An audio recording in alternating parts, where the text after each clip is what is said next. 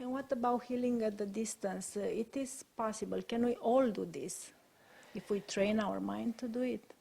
Well, let me just answer that in two ways, okay? And the first way I want to answer it is that we've made scientific history in the last 4 years, over and over again. And the cool thing about it is that the people were just common people like you and I. That's point number one. Point number two is that we use science as the model, the language, to demystify the mystical. And that when you start talking about religion or culture or tradition, you divide an audience. So we use the scientific model to help people understand by combining quantum physics with neuroscience and epigenetics and everything else, but in an easy way, a really simple way.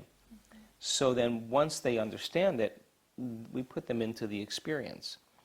And once they see Gratiela stand up and say, I just had this amazing experience, the next person sitting next to you is going to say, well, she looks a lot like me. She's not a monk or a nun or a minister or an academic or a scholar or a famous person. She just looks just like me. And so we're breaking through that barrier now. And the beauty behind it is that anybody can do it. So anybody can do it. We can heal ourselves, and we also can heal through intention the other.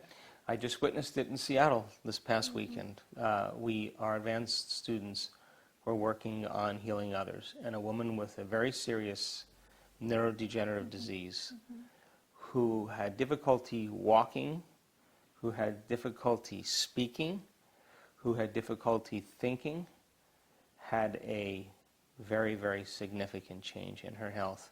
She was never touched during the process.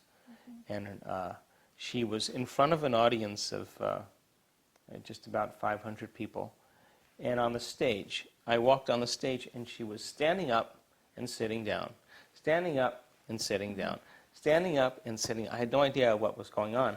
She was so happy because she hadn't been able to stand up on her own for the last 4 years. Amazing, yeah. And so I'm personally mystified when I witnessed this. And so when we asked the person who did the healing on her to stand up, it would never fit into your definition of what a spiritual person should look like. She was a woman in her 60s, just, average person, but she connected. And when you connect and it moves through you, the beauty behind it is that we break down our beliefs and our conditioned states that have us think that spirituality should be a certain way. Once we start breaking those down, then we're free.